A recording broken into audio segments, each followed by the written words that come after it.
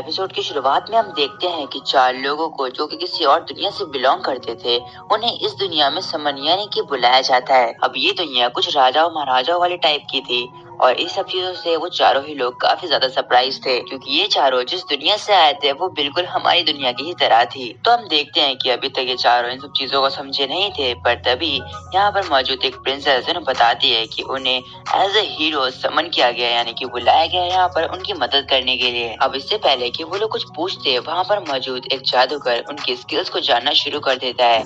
अब क्योंकि यहाँ पर इन सबको बुलाया गया है हीरोज के तौर पर, तो इसीलिए इन्हें कुछ न कुछ सुपर पावर्स मिली है और उन्हीं को जानने की कोशिश यहाँ पर ये जादूगर कर रहा होता है। इन शॉर्ट तुम कह सकते हो कि इन्हें खुद नहीं पता कि इनके पास क्या पावर्स हैं। तो वो शुरुआत करते हैं वहाँ पर मौजूद उस पहले लड़के से, जहाँ वो देखते हैं कि उसके पास होती है होली स्वॉर्ड की पावर्स। फिर वो बढ़ता है उस दूसरी लड़की की तरफ, जहाँ पर उसके पास होती हैं ऑलमोस्ट हर तरीके की एलिमेंटल पावर्स। और ये एबिलिटीज या फिर कह सकते हैं कि ये स्किल्स देखकर वो लोग काफी खुश होते हैं, क्योंकि ये काफी हाई लेवल की स्किल्स थी। और इन सब चीजों के बीच तभी उनकी नजर पड़ती है उनके पीछे मौजूद दूसरे लड़के की ओर, और जैसे ही वो लोग उसकी एबिलिटीज को चेक करते हैं तो उसके पास होती है ग्रोसरी स्टोर की पावर्स। हाँ, तुम लोगों ने बिल्कुल सही सुना, उसे मिली थी ग्रोसरी स्टोर्स की पावर्स। अब मुझे पता है कि तुम लोग सोच रहे हो कि भाई ये कैसी पावर्स है। हाँ, तो वो लोग भी यही कहते हैं कि भाई ये कैसी यूजलेस पावर्स है। इवन वो खुद ये चीज सुनकर काफी ज्यादा एम्बैरेस फील करता है। फिर इन सब चीजों के बाद वहाँ का राजा उन्हें सारी चीजें समझाना शुरू करता है। वो उन्हें बताता है कि उनकी किंगडम जिसका नाम है रेस सेगर, उसके ऊपर डीमन किंग ने हमला कर दिया है और अब वो उनकी किंगडम के पीछे पड़ चुका है और उस डीमन से लड़कर उसे हराने के लिए ही यहाँ पर इन हीरोज को समन किया गया है। ये सारी बातें सुनने के बाद उन चारों में से वो तीन लोग तो अग्री कर जाते हैं, पर वहीं जो चौथा था जिसके पास सबसे खराब एबिलिटी थी, वो इस चीज से मना कर देता है। क्योंकि पहला रीजन ये था कि एक तो उसके पास सबसे खराब एबिलिटी है तो वो ज्यादा लड़ नहीं सकता, और वहीं जो दूसरी चीज थी वो ये थी कि उसे राजा और बाकी सब चीजें काफी ज्यादा सस्पिशियस लग रही होती हैं। इसीलिए वो राजा से उसी वक्त कह देता है कि वो इन सब चीजों में कोई भी हेल्प नहीं कर सकता। तो इसलिए वो चाहता है कि वो जब तक यहाँ पर है तब तक वो एक नॉर्मल लाइफ स्पेंड करे, और राजा भी उसकी इस बात से अग्री करते हैं। अब क्योंकि वो कहीं ना कहीं जानते थे कि भाई ये तो कुछ वैसे भी हेल्प नहीं कर पाएगा, और यहाँ वो ये भी कहते हैं कि जैसे ही वो इन सब चीजों से निपट जाएंगे तो वो लोग उनके वापस उनकी दुनिया में भेजने का भी इंतजाम करने की पूरी कोशिश करेंगे। फिर इन सब चीजों के बाद वहाँ के राजा उस लड़के को 20 गोल्ड कॉइन्स देकर वहाँ से भेज देते हैं। बाय द वे सॉरी कि मैं बताना भूल गया कि इस लड़के का नाम है मुकुदा शियोशी और ये हमारे एनिमे का मेन प्रोटैगनिस्ट है। अब यहाँ पर मुकुदा ये सोच ही रहा था कि कहीं ये गोल्ड कॉइन्स उसे कम ना पड़ जाए, पर तभी वो देखता है कि सभी लोग उसे काफी अजीब नजरों से देख रहे हैं, क्योंकि उसके कपड़े उन्हें काफी अजीब लग रहे होते हैं, क्योंकि उनकी दुनिया में भाई ऐसे कपड़े बिल्कुल भी नॉर्मल नहीं है। इसलिए यहाँ पर मुकुदा डिसाइड करता है कि सबसे पहले वो अपने कपड़े चेंज करेगा, एंड देन वो अपने कपड़े चेंज करने के बाद थोड़ी चीजों को आसपास में समझता है, एंड देन वो जाता है एक कमरा बुक करता है रहने के लिए, एंड फाइनली फिर वो रिलैक्स फील करता है अपने कमरे में आने के बाद, जहाँ फिर वो अपने बिस्तर पे लेट जाता है और यही सोच रहा होता है कि वो राजा कितना अजीब लग रहा था उसे। पर तभी उसके मन में एक आइडिया आता है। वो सोचता है कि जो वो कॉमिक्स वगैरह में पढ़ता था कि जैसे वो किसी और दुनिया में जाते हैं तो वो किसी भी कैरेक्टर की जो स्टेटस है, यानी क्या उसका लेवल है, ये वगैरह वगैरह देख सकते हैं, तो क्या वो इस दुनिया में ऐसा कर सकता है। तो इस चीज को चेक करने के लिए वो जल्दी से उठकर बैठता है और फिर कहता है स्टेटस ओपन, और लकीली ये चीज वर्क करती है। उसके सामने एक डिजिटल पॉपअप विंडो ओपन होती है, जिसमें उसके लेवल के बारे में, उसकी स्किल्स के बारे में और जो जो एबिलिटीज उसके पास है उन सब के बारे में लिखा होता है। वो देखता है कि स्किल सेक्शन में उसके पास है अप्रेजल स्किल और आइटम बॉक्स स्किल, और साथ ही साथ हमारी ग्रोसरी स्टोर वाली स्किल, जहाँ फिर वो अपने ग्रोसरी स्टोर वाली स्किल को चेक करने के लिए उस ऑप्शन के ऊपर क्लिक करता है, तो उसके सामने एक अचानक से एक विंडो ओपन होती है, जिसमें एक एक्चुअल की ग्रोसरी स्टोर की वेबसाइट होती है, जहाँ उसमें एकदम जैसा हम किसी ऐप में कुछ चीज ऑर्डर करने के लिए प्रोडक्ट्स को देखते हैं, वैसे सेम टू सेम वहाँ पर भी चीजें दिख रही होती हैं। तो वहाँ पर एक वाटर बॉटल और एक मफिन टाइप की चीज को ऑर्डर करता है, तो तभी उसके सामने एक टॉप अप का ऑप्शन आ जाता है, यानी कि पैसे देने का।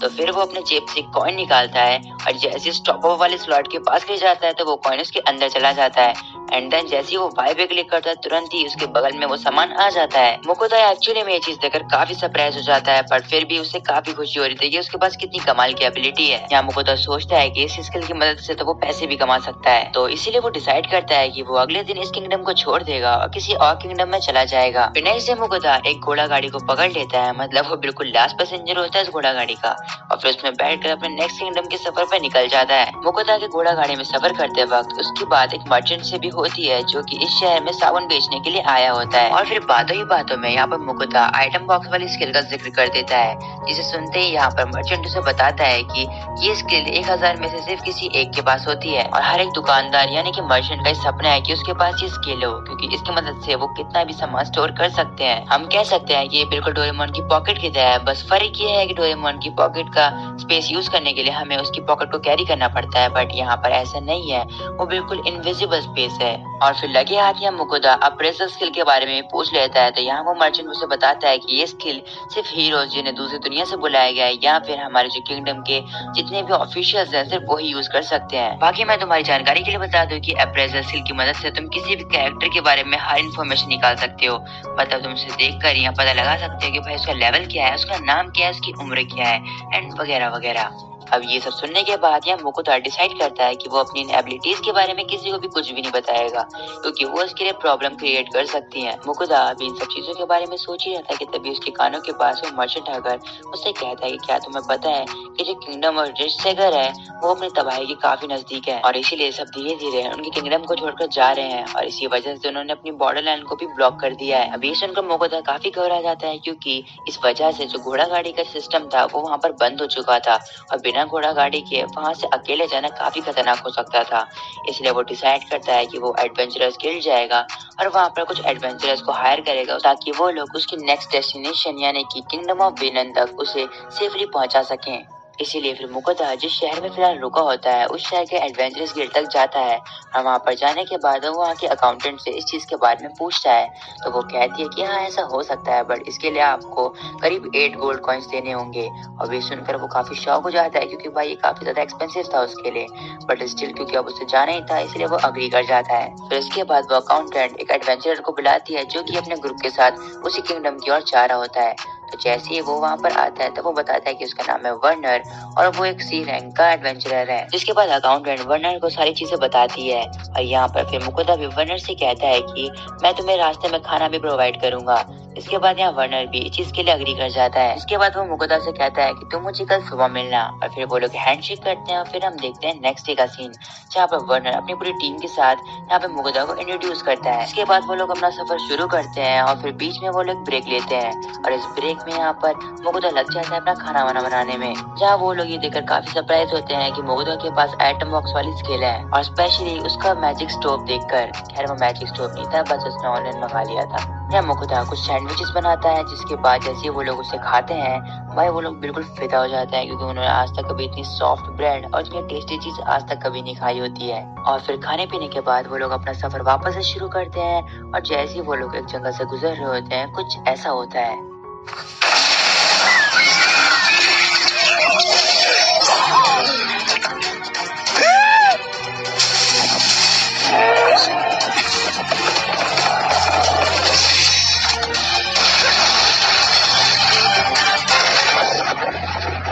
तो वो लोग सक्सेसफुली एक काफी बड़े बोर को मार देते हैं और उसे मारने के बाद उन्हें सींग, उसकी चमड़ी और काफी सारा मीट मिलता है। अब क्योंकि मीट बहुत ज्यादा था अब वो लोग सारा कैरी नहीं कर सकते थे, इसलिए यहाँ पर वो लोग सोच रहे थे कि वो इसे ऐसे ही छोड़ देंगे। पर तभी यहाँ पर मुकुदा उनसे कहता है कि कोई नहीं, मैं इसे अपने आइटम बॉक्स में कैरी कर लूंगा। और फिर वो लोग सफर वापस से शुरू करते हैं एंड देन शाम हो जाती है और फिर वो लोग एक ब्रेक लेने का डिसाइड करते हैं और यहीं पे अपना कैंप लगा लेते हैं। और वहीं हमारा मुकुदा भी खाना बनाना शुरू कर देता है और फिर थोड़ी ही देर में खाना भी रेडी हो जाता है और जैसे ही वो लोग खाना देता है खाने के लिए वही वो लोग खाते ही बिल्कुल फिदा हो जाते हैं खाने के ऊपर। मतलब मानो जैसे कभी खाया ही नहीं इतना टेस्टी खाना। वैसे उन लोगों ने सच में ऐसा कभी टेस्टी खाना नहीं खाया था। वो लोग खुद ही बताते हैं कि भाई हम एडवेंचरर्स हैं तो हमें हमेशा काफी सख्त चीजें खानी पड़ती हैं। तो वो लोग अभी खाना खा ही रहे होते हैं कि तभी हम मुकुदा नोटिस करता है कि वो लोग कह रहे हैं कि उन्हें काफी एनर्जेटिक महसूस हो रहा है खाना खाने के बाद। तो यहाँ मुकुदा को ये काफी अजीब लगता है, क्योंकि उसने कुछ ऐसा स्पेशल भी नहीं दिया था उन्हें खाने के लिए।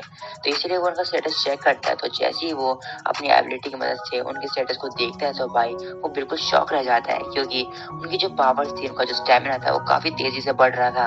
मतलब उनकी सारी स्किल्स पूरे बूस्ट पर चली गई थी। और जैसे ही यहाँ पर उसे रियलाइज होता है कि ये सब उसके खाने की वजह से हुआ है तो वो बिल्कुल शॉक रह जाता है। और यहाँ पर वो ये डिसाइड करता है कि भाई वो ये भी किसी को नहीं बताने वाला, क्योंकि ये भी उसके लिए प्रॉब्लम क्रिएट कर सकता है। और वही हम देखते हैं कि झाड़ियों में से कोई इन्हें छुप कर देख रहा होता है।